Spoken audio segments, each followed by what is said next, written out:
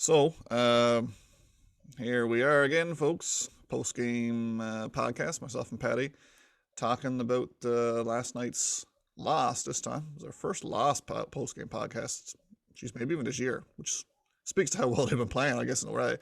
But post-game with the Leafs and Avalanche, overtime loss, 5-4.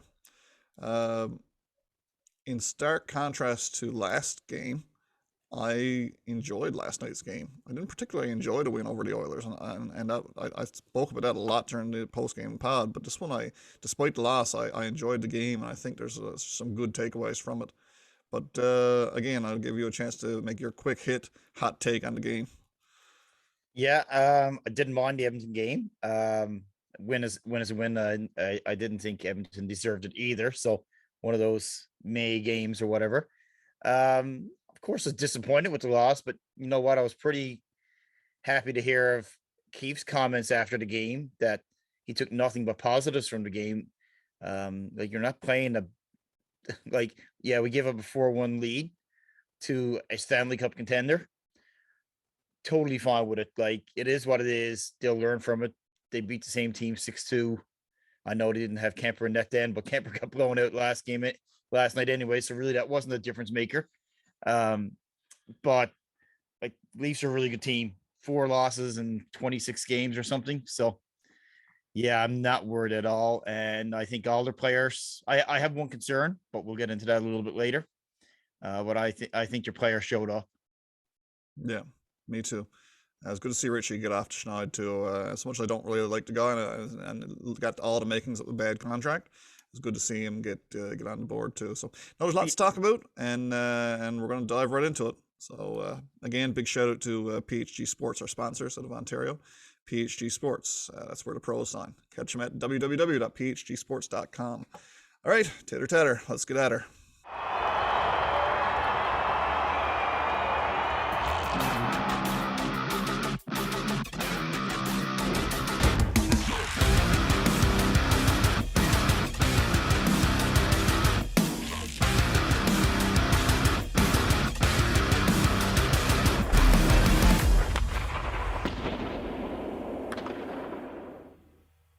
Okay, guys, welcome to episode 11 of the Deke Snipe Silly Podcast. Your host today, myself, Ryan Gates, and Mr. Patty Phillips.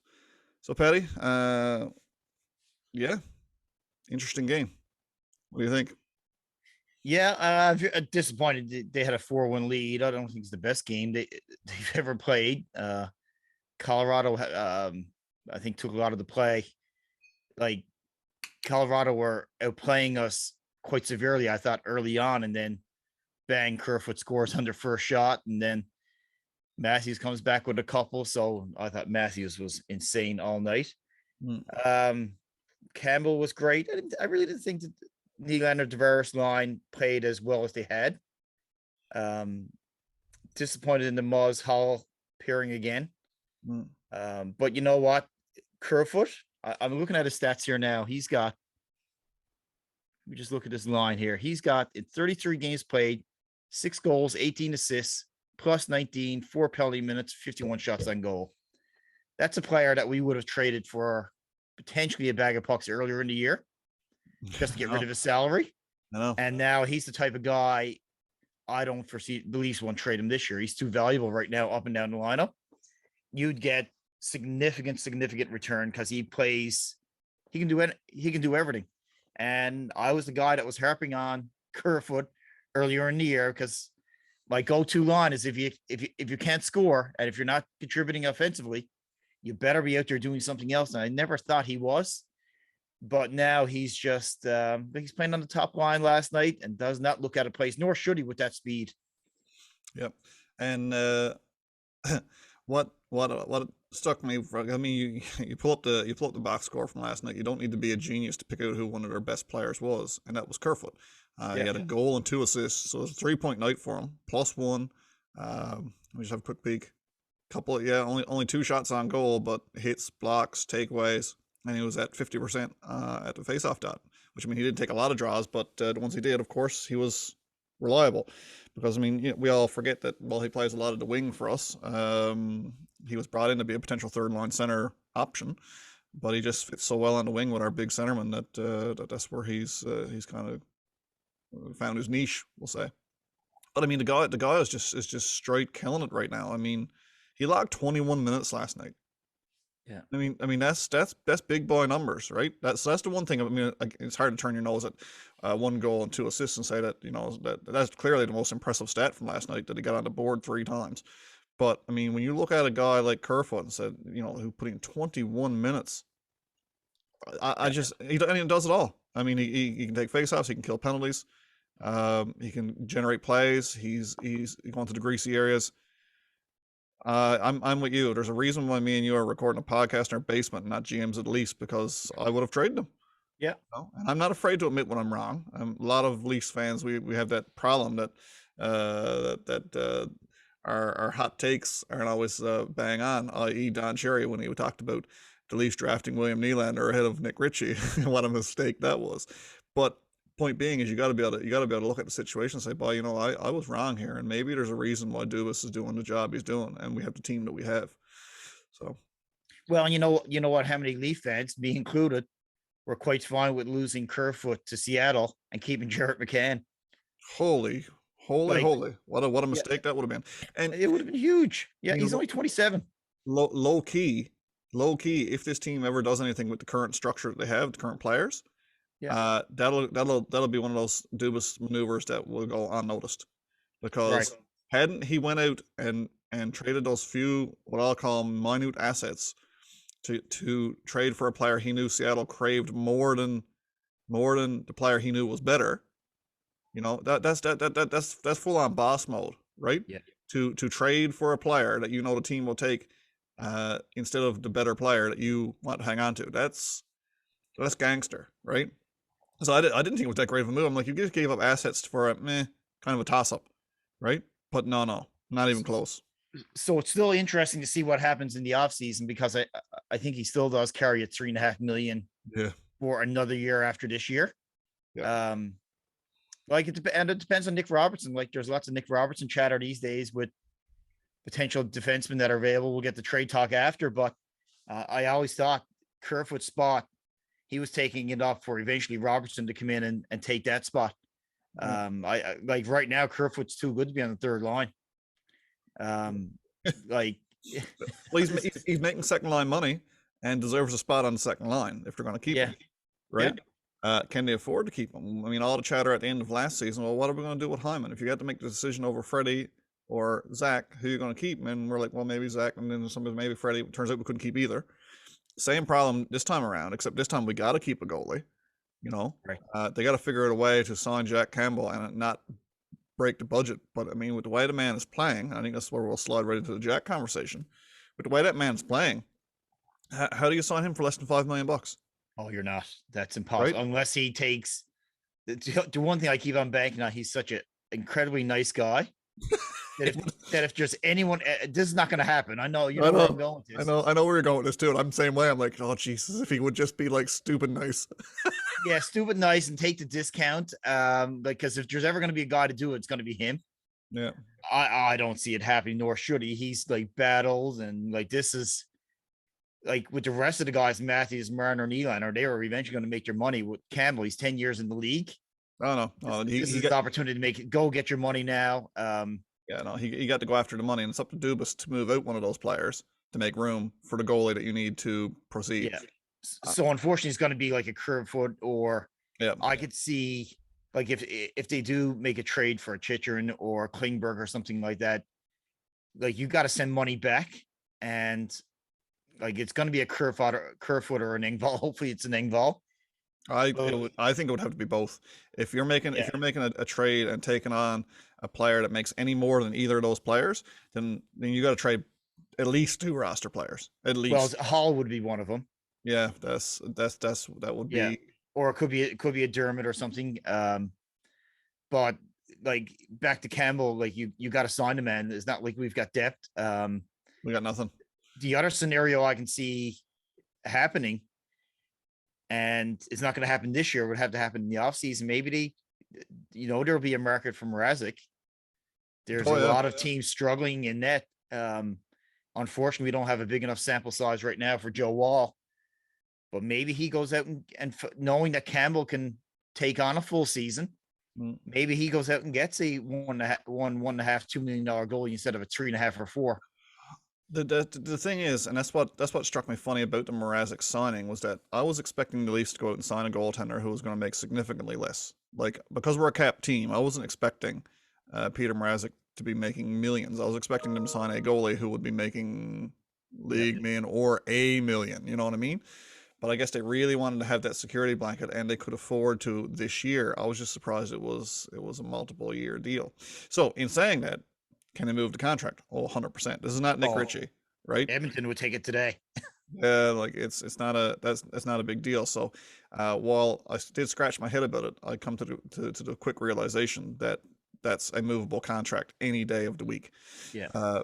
Even a team who loses a goaltender to injury, which happens in this league every week, that's a movable contract. And so they'll get, like, he can go in and take over a starter's role on a lot of teams. Oh yeah. Like, that's going to secure your a first round pick, I would like to think. Yeah, maybe. The contract should be able to be fit. Any team should be able to fit that contract into their team. Yeah, no, you're right. But so I think I don't worry about Campbell. They'll find ways. I've got so much faith in Dubas and Didham and shit. Pridham, I should say. I've got so much faith in these guys that they've got this figured out. Like, they're so much further ahead of even the let's forget the average fan. Let's talk about the nut jobs like us, who are just like who are into this nuts deep, and that's pretty much all we think about and all we talk about. That management team is so much further ahead than we are, in steps ahead, and looking down the road and looking at who they got to pay and when. Like, those guys are looking at Rasmus Sandin's contract in 3 years' time and saying, okay, now how are we going to structure this so that we don't have to dismantle what we've already built? These guys are pure cap geeks in every way, shape, and form, right? But that's the planning any business goes through. Like, they don't think short. They think short, medium, and long term.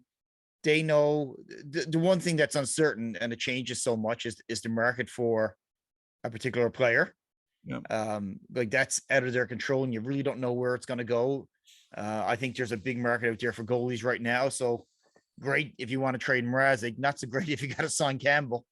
But on the flip side of that, I mean, Mrazek is making $3.8 million, right?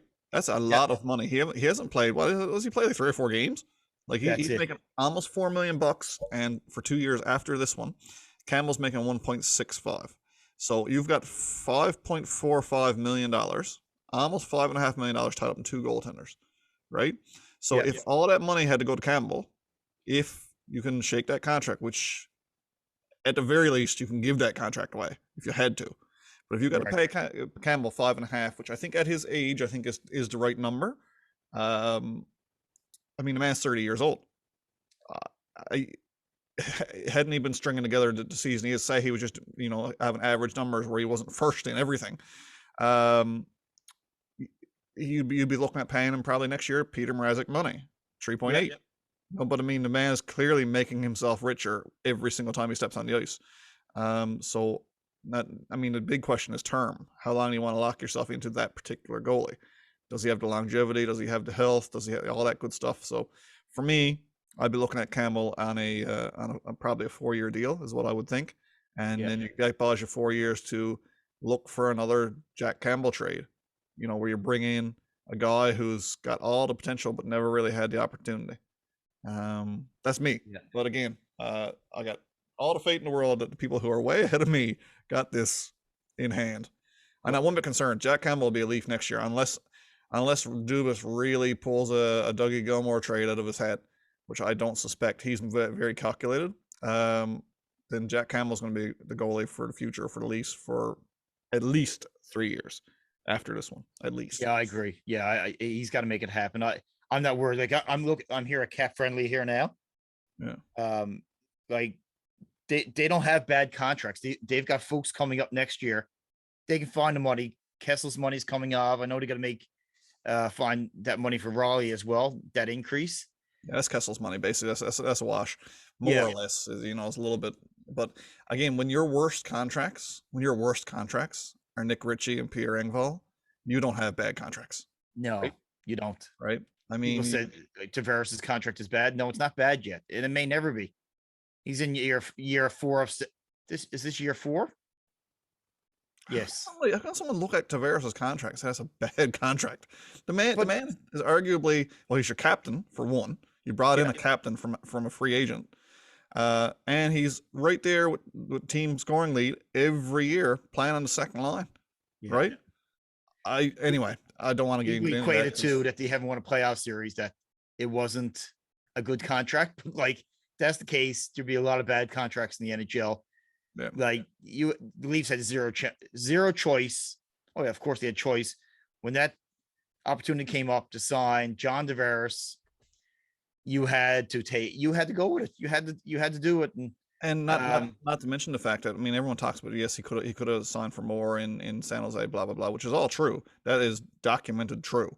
Um, he signed that contract at a time where we didn't have a flat cap. I mean, yeah, our cap should be at 88 million now. We should be able to go out and get another William Nylander with what would have been a cap increase hadn't we ran into COVID-19. Like, yeah, COVID, while it didn't help the Leafs any, they were smart enough with the deals that they did sign that it hasn't crippled them yet. Because I really think, man, if we would have had the cap rise over the last 3 years, the Leafs, man, what a spot they'd be in. You know, oh yeah, yeah, they'd have had some team. Now they got a good team as it is, but they would have been able to add that extra winger, or they'd been able to add that extra defenseman that would have really put them over the top. Imagine this team now with an extra 6 or 7 million in cap space. yeah. I know, Scary, It'd be scary huge. good. Well, you would have got gone out and corrected that second pairing on defense. Like, you imagine another Brody, that type of player. No, it's foolish, scary. And you know what? The number one we've gotten way away from the game. We'll get back to the game now in 2 seconds. But the one thing that stuck to me last night, that when when the broadcaster said it, I said, "Really?" They said they were talking about going to the when the Avalanche were going to the power play. They said, you've got, the number 2 rated power play in the league going up against the number 1 defensive team in the league. I said, huh? Thing. What? Like, I know the boys have been playing what I think is good, and defensively, I thought the team has been as good as I've seen in 20 years. I mean, I'm used to really, really stinky bad defense like the rest of you guys. But like when they said that we were first in defense, I was like, no, I got to look this up. And I still haven't had the time, of course, today to dig into the defensive stats to see just how good we have been. But man, that is quite a stark change in hockey structure and culture, the whole shooting match, to take what we had. And I'm not talking about the Aki Berg days. I mean, listen, we've chose to forget those days. But I mean, I'm talking like when Matthews was a rookie days. We weren't a good defensive team at all. And now suddenly we're number 1. And number 1 faceoff team in the league. When Yeah. was the last? Yeah, I'm willing to bet the last time we were number 1 is it's probably when we had Yannick Pro on the third line. Even then, man. I mean, like, everyone talks about Leafs fans, how foolish we are, and how the team's never going to win, and odds of winning are slim, no matter who you are. And yes, they may never win. I may die an old man, I might die a young man, who knows? And they may never win a championship while I'm breathing. However, looking at these statistics and numbers, you've got the number 1 defensive team in the league. They're leading the league in face-off percentage, like you said. As far as goal scoring, 5-on-5, they're right there. With the upper echelons, which they should be. That's what the team was built around. And their goaltenders leading in just about every category that there is. You can't look at that and say, they don't have the potential to do that. I mean, I'd love to see Colorado and Toronto in a 7-game Stanley Cup playoff. Yeah. Holy crap! Can you imagine that now for playing for the cup? You got some rough and tough guys. You got so much talent. Like watching that Colorado team. Man, they're so talented. They're so good, but they're no better than the Leafs. They just proved it last night.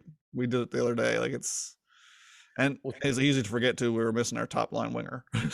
So, but you know what? Like people say, well, that's excuses, but no, like, and it's not about missing Marner. I've said this before. It's not about Marner not in the lineup last night. It's about other guys playing in positions that they shouldn't be. So that's the bigger issue. Like they were pretty much last night rolling with 11 forwards. Cassini never got no time. no. And I don't really know the impact of altitude. Kevin Biesco last night said it's a major impact. He would know. He played on the West Coast in Colorado a lot when he was with Vancouver, or when he was with Anaheim. Like these guys would know it, but like you do have to go in and win in their burn at some point in time. I think the bigger issue is, and even Engvall, like I know you're not a big fan of him, I'm not a huge fan of him, but someone last night had to play out of position, or two players. So it's like I thought they were there. Like they scored 4 goals against a really good team. So like if I compare the Leafs to Colorado, I think we got the obvious advantage in net. I think I'm not comfortable Kemper taking Colorado to the promised land. No, I think they've got an obvious. Oh, I was going to say an obvious advantage of us on defense, but we're the number 1 defensive team in the league, so they just contribute more probably offensively. Oh, definitely on that end. There's no debating it. But yeah, but the forwards are like it's a wash. I still think we got more depth, but now when you look at top end young players, I mean, I'm not going to put Morgan Riley or Rasmus Sandin in the same wheelhouse offensively as Cal McCarr, but defensively they're just as good. So there's got to be balance, right? That McCarr, anyway, that's a show in itself. I really thoroughly enjoy watching that player, even when he's not on my team. I'm like last night, like just the way he moves the blue line, the way he moves the puck. That goal he scored was just beautiful. Just that's a goal scorer's goal, no matter what position you play. So yeah, like there are aspects of each team where one is slightly better than the other, but I think on a whole, and again, of course, I'm biased. I'm a Leafs fan. I think that the Leafs might come out on top in a 7-game series there, because I think they've got the. They mentioned it last night, and they didn't tie the two together, but they mentioned last night that Colorado had a really hard time against teams that were being a bit of a bully, pushed them around a bit, and hard on the forecheck, that kind of stuff. I think the Leafs would come out advantageous in that category in a 7-game series. I really do, because those bottom 6 forwards, man, they're no pleasure to play against. No. You know? Well, look at the special teams last night. And Keith said this in his post-game comments. Colorado had 4 or 5 power play. I think it was 4. Leafs shut them down. I know they had a lot of shots on the power play. Geez, McKinnon had 12 shots alone last night. But the Leafs scored a power play goal. I think they only had 1 opportunity. They were 1 for 1 on the power play. I think they could have had more opportunities. I think there was a couple of missed calls, but like it was unfortunate what happened that they lost. You can almost see it happening. Massey should have changed in overtime, as we texted last night. But yeah, I look back. I think I went back and looked at that. He was on the opposite side of the rink when Nylander changed. Yeah, he was. So he'd have to skate across. At the very least, it was going to be a 3-on-2, potentially a 3-on-1. I can't recall exactly. Yeah. So Taves and Kadri made a great tic-tac play there. It was just a real good goal. Like that was a real good game. We haven't even talked about Campbell's save. Like, and see Kadri's response behind him was fantastic. I know. I loved it. But you know what? Like even Richie last night, I actually saw Richie hit. I don't care if Richie scores goals. 6 hits. I checked beforehand because I was curious. Yeah. I wanted to see if the big guy had come out of his shell a little bit with again playing a smaller team for one. That you got to impose your will, and after getting that little bit of extra boost of confidence, putting the puck in the net on the power play, nonetheless. That's one thing that stood out to me, which I hadn't really thought about, because I mean I watched this team night in, night out, and something that I hadn't really thought about till the obvious was stated. Your second power play unit has your 4th line on it, and I never put the two together, and I was like, no, shit, yeah. Yeah, that's right, boys. Yeah, You know what I mean? which is I don't- you've got two guys out there in Spets and Simmons that are over 30. Yep. So who's not on that power play unit? It's Mikheyev, Kerfoot was Kerfoot usually. No, Kerfoot is not usually there. No. No. Usually they would have had Kasha on there, but I think they put Yes. his spot, right? And Cash was a Mikheyev, big loss. I think he might have been on that unit last night with He was. Sandy. Yeah. So yeah, like I said, David Kempf don't get any power play time because he's not an offensive player. That's not what he's there Just for. go win faceoffs. Like he was insane last night. Yep. Yeah. Will prove to be so invaluable. My only problem, and this is my only negative takeaway from the game, because I again thoroughly enjoyed the game. Disappointed with how it ended, but 3-on-3 overtime it can go either way. I think we really missed Marner in 3-on-3 overtime. Clearly, that's his time to shine. But I mean, we absolutely dominated the face-off circle, 65% to 35%. Now, that being said, if you got that many zone starts in your favor, you're basically 2/3 of the time you're starting with the puck. I see a very large problem, and I watched it entirely through the entire game. I could not understand why we had the puck so much and generated so little shots. That really threw me out. The final shot count was 49 to 27. Okay. Yeah. They near doubled us in shots, more or less. Now, again, some of that is score effects, and people say, "Well, Ryan, what's the score effects?" Score effects is what they call it when one team is trailing from behind and they're pushing up the ice to try and get the equalizers, and one team is kind of starting to take a bit of a step back and maybe letting a few more shots come through than they're generating in the other direction, which is fair. But even in the first period, when we were winning 3-1, we were trailing in shots, and I couldn't understand it because we had the puck almost the entire first period. Like it was crazy.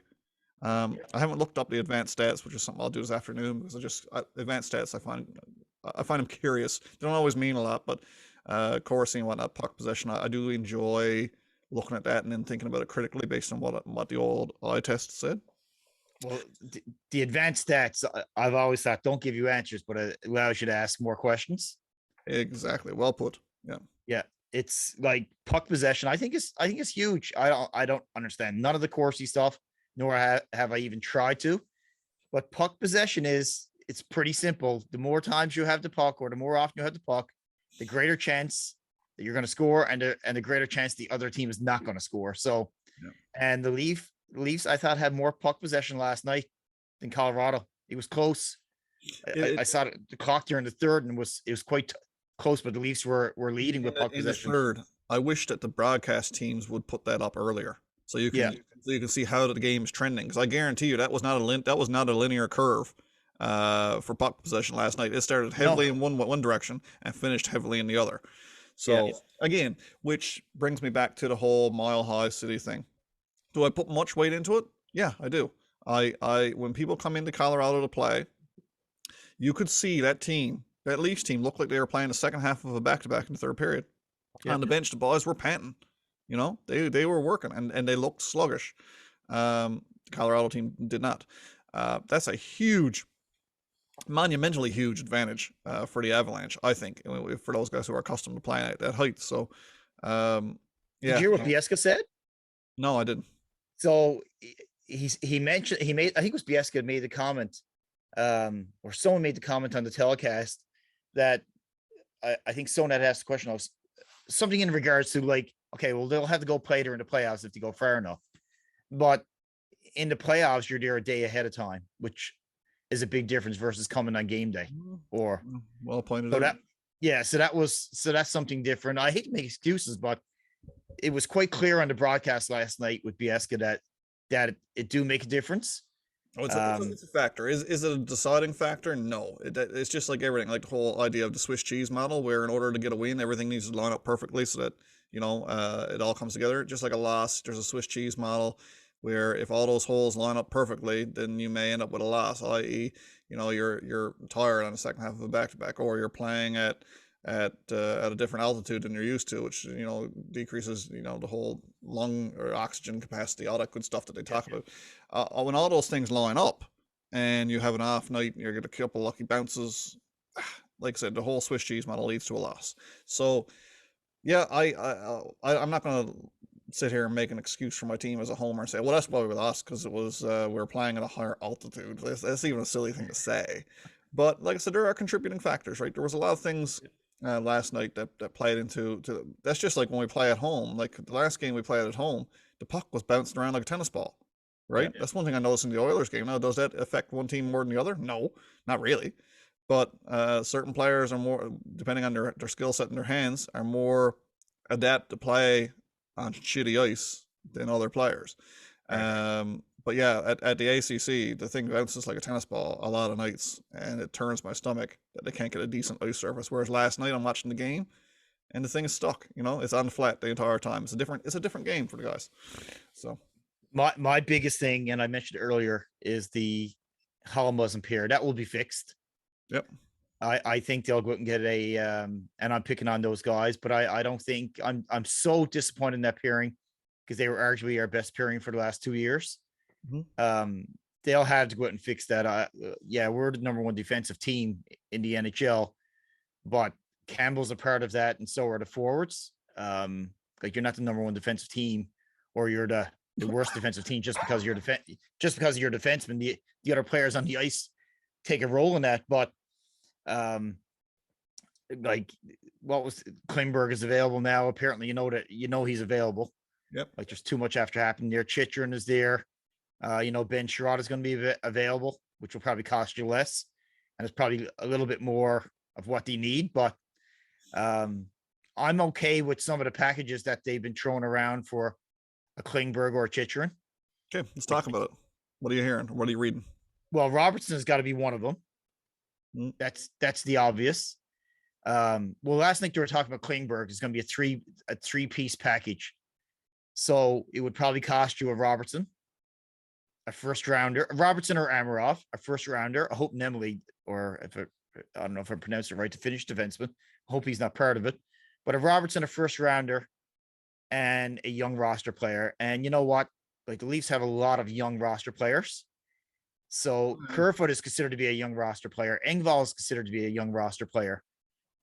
They compared it to the Brett Burns deal from years back when he came from Minnesota, went from Minnesota to San Jose. So it was Setaguchi, Charlie Coyle, and a first rounder. And I look back now, oh my God, did San Jose ever win that deal? Everyone knows, and this, you can mark this down. I don't know who said it first, but the team who gets the best player in the trade wins the trade 90% of the time. It's not, unless that player has addiction problems, B, injury problems, then yeah, the team who gets the best player wins the trade almost always. So to say that the Leafs would lose a trade where they gave up a player like a Robinson or Toby Niemela or any of those guys, all depends on how those players progress compared to the guy that they're getting. Are you getting a better player than what you predict Robertson is going to be? If you are, then you win the trade. Now, the other argument to winning a trade is if you go on and win a Stanley Cup, it don't matter how good the other player was. It don't matter how good Wayne Gretzky is. You won the trade. So that's that 10% of the time when the best player in the deal doesn't win the trade. Is if the team gets better and gets to the ultimate goal because they made that deal, which is where I think the Oilers are. I think the Oilers need to trade, and Oiler fans are going to hate this, but I really think they need to make a Leon Draisaitl trade. I wholeheartedly, because you would get a boatload, an absolute boatload for the guy, right? You're not talking about just a good young player and a good young prospect and a first round pick. You're talking about, bringing 6 players into your team, including a goalie, that can make that team a viable playoff team. Yeah, you're giving up one of the best players in the league, but they'll never win with their current setup. The Leafs may never win either. But yeah, I totally agree with you. But back to the trade opportunities or trade options for the Leafs. Yep. I'd still probably go out and get a Chychrun, even if you got to pay an additional first rounder, which you probably would because his contract, he's $4.5 million, I think, for the next 4 years, maybe including this year. Whereas Klingberg is that UFA. Say he's looking for around $8 million, which I don't know where the Leafs are going to find that. Nor do I. I don't know if I'd want to have another $8 million defenseman there. No. I don't expect the Leafs to be in on John Klingberg in any way. I don't either. I think it'd be Chychrun, um, or giving up a first and a second or something for Sherratt, which they're gonna get. Whether I don't know if he's worth it or not, but Yeah. he was solidified at that second pairing. I think they'd give him more options, but I think I'd be favoring Chychrun. Now, to be quite honest with you, I haven't seen that guy play a lot, nor have I seen Klingberg because they're on the West Coast. But just salary wise, where they are in their free agency age, I think I'd try to make that trade with Arizona. But they said there's 10 teams on Chychrun last night. I've got to believe that there's got to be 20 or more. Like, who wouldn't want a 23-year-old defenseman, $4.5 million for the next 4 years, already signed, right-handed shot? Who's not going to put everything together to go out and get that type of defenseman? Like, who does? There's not one team that doesn't need it, with the exception of probably Colorado. Well, like I said, Or Carolina. So much as I don't want to see Nick Robertson go, we need the right-hand shot young defenseman at that cap hit way more than we need Nick Robertson at an entry level. And for a team like Arizona, they need young talent more so than they need a 23-year-old defenseman. So there is a match there because the cap number works. Again, it all comes back to cap. I like the player better than Klemberg anyway. I do. I think John Klemberg, while he's effective, I thought his brother Karl was going to be the better player. Yeah, I know. When you're here with that ice caps. For you guys who don't already know, we live here in good old Newfoundland, out on the east coast of Canada, and it was the home of the St. John's Ice Caps for many years. And one of our top young forwards in our inaugural season was a young Swede named Karl Klemberg. He scored the first goal, I believe, if I'm not mistaken, first goal in Ice Caps history. So that team was here for a while. Of course, they were a farm team of a couple franchises, but at the time it was Winnipeg, so he would have been a Winnipeg draft pick, and just a super talented young forward who never quite never quite got to that next level, which is unfortunate. But yeah, I was always a Karl Klemberg fan when he was local. I got an autographed stick by Klemberg, just around Klemberg. Yeah, you tell me. Yeah, I met him outside the rink one day. I sent him a text and said, Karl, I'd like to get a stick signed by you. I said, I'm a big fan, blah blah. And he said, yeah, no problem. He said, I always use my kids as an excuse. Yeah, my kids would love it. Oh, what a hockey dork I am. Awesome. But anyway, yeah, no, I got the Karl Klemberg stick stuck in the corner, and now I'll probably use it for pond hockey down the road. But point being is that I really enjoyed the player, and when they said his brother was in the Dallas system, I was like, oh yeah, well, he's clearly not going to be the best of the Klembergs, but he's really panned out. But yeah, no, saying all that, we had an episode here. It's one of our it's our most listened to episode in the history of our show. We had Mr. Jeff Toohey on, and that was last year. Now, Jeff spent 7 years in the Coyotes organization. We talked to him at length about the players that they've had and the players that they've let go, and he spoke so highly of Jacob that I think I can't wait till he's traded so I can drop Jeff a text and be like, so man, how you feeling today? Because he was there. He was there on the podium with these guys when they drafted Clayton Keller. Jeff was actually made the announcement, I do believe, for Keller. He's certainly in the photo, and same with Jacob Chychrun. And to be a scout and watch that team have been dismantled from how it was put together, they had a lot of good young players that, the Nick Merkleys of the world who never quite pan out yet, but are still really young. No one pans out in Arizona. Well, that's except for Austin Matthews. Yeah, I know, but players that played on their team is I know. Why would a team who's got salary cap, or not salary cap, they've got money problems and every other problem in the world, want to be trading such a young defenseman? Yeah, you got a boatload, but they keep on going through that spin cycle of going out, trading their top players, getting young ones, let them massage into the league a few more years, trade them, go get some more younger players again. Dubas is going to do something at the end of the day. He's got options. He's got very cap friendly contracts for a lot of other teams. I think he's set up. That's my biggest issue right now, is that Muzz and Hall here, and I don't understand it for the life of me. So let me ask you this now, because this would be a contentious point right now, which it wouldn't have been 4 months ago. So, given what we've seen and how versatile a player Alex Kerfoot has become, he's no, despite how important he is to the team, his position on the team versus his cap hit is still questionable. So, come deadline time, if it meant losing Kerfoot to gain a Jacob Chikrin, is that a deal you're willing to make? I think so, because the one thing that the Kerfoot playing so well does to the deal right now, that means if he were to be included in the deal, that means you probably don't have to include your top prospect. Not your top, no. It brings it down to a B level. Yeah, or at the very least a high or a lower end A level. You're not including your best guy. You're including on your depth player, your third guy, right? Yeah. So, and that's kind of where I was with it too. So it'll save you that, but at the same time, you're losing a piece that's made you very, very effective all year long, right? I mean, he'd be a major cog out of the wheel of that team for all the reasons we already talked about today. The only thing is, I'm thinking, I don't think Arizona would be already giving up a young defenseman, 4 years, $4.5 million, to go out and get a forward that's 27, that's older, $3.5 million. I don't think.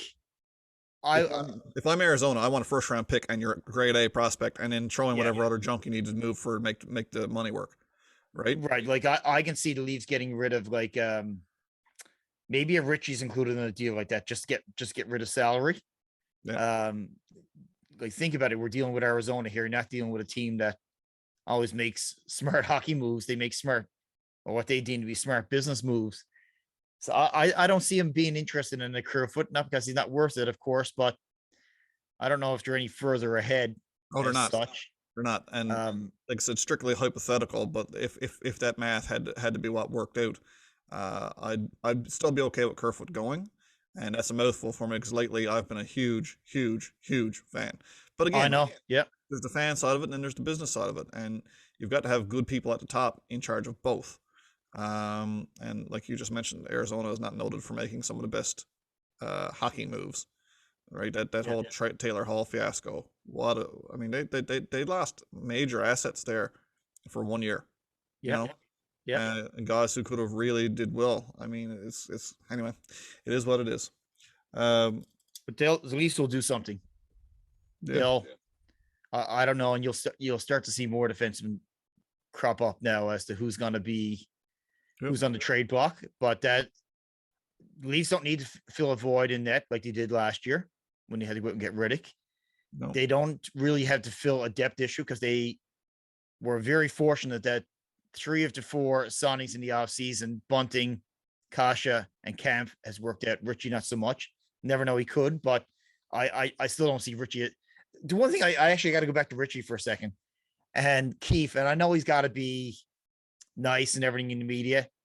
And Keefe had, and this is not his exact words, said something along the lines is, this is not a Nick Ritchie problem. This is a cap problem, or something along those lines. He blamed on the reason why he went on waivers wasn't because of Nick Ritchie, it was because of the cap. But you know what? Of all the forwards on their team, they still chose to put Nick Ritchie on waivers. So it is a Nick Ritchie. It is, because if you thought you were going to lose him on waivers, you wouldn't have put him there. Right. Unless you wanted to lose him. Unless you felt like if you lost him, well, it wouldn't make or break the situation, which is the truth. Like, if they wanted to solve the salary cap problem, I know they wouldn't have done this. They would have put Kerfoot there. But no, Kerfoot is a better player. And they see Engvall as a better player. And they see Simmons and Spezza. Why is Spezza not on waivers this time? Like, yeah, it's so, but I know he has to say that. But you know what? Like, the Leafs in years past have had to fill a goalie void, and knock on wood, nothing happens that we don't have to, but they had to do that. They had to fill a depth issue. So they don't have to fill that this year, unless there's a player out there that can improve them. But their number one need right now is that middle of the road defenseman. They're not going top end, but Chychrun would just, he would fill so many. Oh, he checks a lot of boxes. Yeah. My only question with him is his defensive game, and I haven't, and I hear good things. I mean, all you can do is read about the guys, elite prospects, whatever you want to read. But I just wish I had an opportunity to watch him play more. And because he's one of those teams that we don't get to see, that makes me nervous because, well, two reasons. You don't know what you're getting in a 23-year-old defenseman, period, right? Because they don't. Defense is one of those things that's learned more so than the skills of a forward, right? So like these guys tend to get better as they age. Everyone says an NHL defenseman peaks at around 27 years old when it comes to their abilities and what you can expect out of them and their maturity level and reliability, blah blah blah. You're not getting a Kel McCarr out of a box every day. Yeah. So that's my only question with him is because I know he's a honking big guy. He's he's smart. He's good with the puck. He moves the puck well. All these things I've seen. I just haven't watched his defensive game enough to be able to say, yeah, no, that's the guy I'm comfortable selling the farm for this year. So anyway, but like I said, good news is I got all that. This is not a general management team that I'm the least bit worried about. We've seen some shitty GMs over the years, like some of the very worst, who've ruined the franchise. And for the fan base to be talking poorly about Kyle Dubas and what he's been able to do just sickens me, which is what I want to leave us off with our last thing. What are you feeling about the fan base? Well, like last night, the sky is falling again, all this kind of stuff. Your defense is bad, and this is bad. And at least he didn't have Marner to blame last night. I'm sure Marner is pretty happy that he's not in the lineup on a loss, but we're fear weather fans. Like one of my buddies, and if you're listening to this, they said he don't like four. Here we go again. Leafs losing on a 4-1, down 4-1. I said, well, there's been 17-0 going in after the second period when they've been leading all year. So they haven't, and that 4-1 debacle, that was like what? That was 10 years ago, 2013. Yeah. One player on the team who's still there now. Yeah. So like it really has nothing to do with it's just now. In fairness to those fans, like the first thing happens when the Leafs have a little bit of adversity go their way, or a little bit of, I don't know what the word I'm looking for is, they look to the past, and the past hasn't looked all too great for us. So like for anyone to say today, and I've heard people say, oh, well, they don't trust Jack Campbell in the playoffs. So you show me a stat that says you shouldn't trust Jack Campbell in the playoffs. I'd trust Jack Campbell to babysit my kids. Yes. So I'm not the least bit worried about, but I get where you're coming from, and that's why I wanted to ask you, because we got arguably one of the worst fan bases on the planet, not because of our attitudes, but because the major problem is it's such a big fan base. And just like if you were working in an office with 10 people versus working in an office with 1,000, chances of running into an asshole at work when you got 1,000 people is a lot higher than when you're working with 10. So it is what it is. There's some diehard fans out there who don't all see the big picture, and certainly don't see everything eye to eye. But everyone got to chill out, guys. Just ride the wave here. If anything, we need this team to lose a few games going into the playoffs to get them ready, right? If it's a cakewalk to the first round, guess what it's going to be? Columbus is going to put you out in 4 games. You remember a team that happened to a few years ago, right? So we need that adversity, and last night's game was not my one takeaway. That's a positive on a loss was it wasn't the epic collapse. Non-Leaf fans and non-hockey fans look at it and say, "Ha, typical Leafs hockey," but it wasn't typical Leafs hockey at all, was it? Because in a typical Leafs hockey game where they blow a 3-goal lead, their systems collapse, their defense looks terrible. They simply got outplayed by a team who was as good or better than they are. You're really good. Colorado's no slouch. Listen, if this is Ottawa, then I'm feeling much different about it today than I am right now. I'm completely okay with it. I think there were some learning points for the team to take away from. Sheldon Keefe said it best. It's nothing but positives, man. They had a good game. They dominated that team at the gate, and Colorado's a team that normally does that to other teams. So I'm quite okay with it. And we beat 6-2 back in December. So I'd love to see them in a playoff. Back to the fan base for a second. And one of the things that I do on a regular basis now, whenever someone criticizes Matthews, and no one can criticize Austin in my eyes, and people say, oh, well, he don't go to the front of the net, he don't go to the corners. He does every game. But you know what? Matthews doesn't have to be the one thing that never happens to Matthews. He's never beer hugged into the boards, because you know why? He is so strong. He's so powerful on his skates that his stop starts are like insane. He don't get trapped in the boards. He don't have to be that Hyman who has to be in on the boards and is battling for the puck in the skates. Matthews don't have to be that because he's just so good. And but to say that he never goes to the front of the net, never on the boards, Nylander, same thing. It's just total bull. And they say the same thing with Marner. Marner don't need to be in on the boards protecting the puck. Did Gretzky ever have to do that? No, because he was not comparing. Don't let me get a shit show on the go here. Not comparing Marner to Gretzky, but same type of player.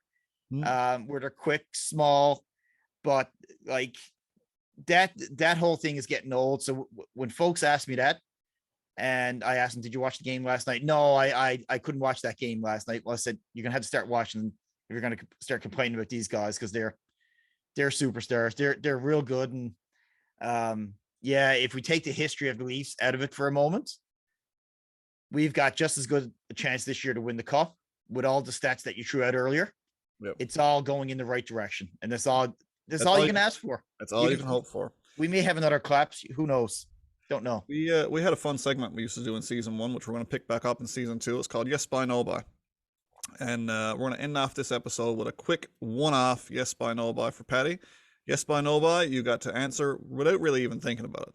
All right, all I want you to say is yes by or no by. Austin Matthews is a better player than Nate McKinnon. Yes by no by. Yes by. I agree. All right, we're homers, boys. That's one thing you're going to get here is a total biased opinion sometimes.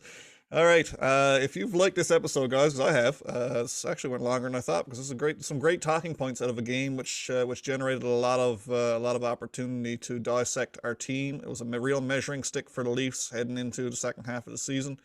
All-star voting is now open too, guys. Don't forget that. Get out and vote for your all-stars. But our all-star, of course, is PHG Sports out of Whitby, Ontario. PHG is well, they're the number one provider of signed merchandise for Costco Canada, and they have been for 10 years. So if you're into merchandise, memorabilia, that kind of thing like me and Patty, make sure you stop by PHG at your local Costco when they're in town. Can't miss them. Big display, lots of cool stuff. So again, it's PHG Sports, www.phgsports.com. PHG Sports, that's where the pros sign. And Patty, where are they right now? They are currently up until the 16th of January at Northwest Costco, Downsview, Yorkdale, Ontario. There you have it, folks. Pop by and see the guys. No idea where that is, but I'm sure you can Google it. Google Maps it. That's what we're going to do when we head up for our trip to Ontario someday. Yeah. All right, guys. If you're looking for more content from us, we've got a really great article about to come out. Just putting the finishing touches on that one, getting that one posted now soon from our blog writer, Tim Hayward. Fantastic article. You'll really enjoy it. That'll be followed up too with another. We got a guest episode coming, which I can't wait to tell you guys about. It'll follow right on the tracks of Tim's article about referees. So that's coming your way. Again, big shout out to, you're going to see a lot more visual content from our graphics coordinator, which is Mr. Paul Loader. Fantastic gentleman and super skilled to boot. Even this little diagram thing that shows up in your dash now. If you're listening to this podcast, Paul designs all that for us, and he's world class. So again, big shout out to Paul. Give his stuff a like and a share if you see it kicking around our website. But yeah, if you're looking for more content, www.deaksnipeselly.ca. That's our worldwide web page. You can also get us at www.facebook.com/deaksnipeselly. You'll see all of our content there as well at those two locations. You can chat with us, catch up with us on Twitter at SillyDeke. As well as we're running on Instagram as well, so you can search up Deke Snipe Selly and get us on Instagram. If you're listening to the podcast, guys, there's a good chance you're using any of the 25 most popular audio podcast sites that run RSS feeds. So again, Apple Podcasts, Google Podcasts, iHeartRadio, TuneIn, Stitcher, LinkedIn, Spotify, all of the above. We've been ranking really high on a couple of those, which is nice to see. So keep it up, and don't forget to hit the subscribe button. Make sure you get your notifications for when a new episode is coming up, because we have some awesome stuff in the pipe for the second half of the season. So again, guys, thanks so much for tuning in. Thanks for PHG Sports, and we'll see you on the next one. Peace out.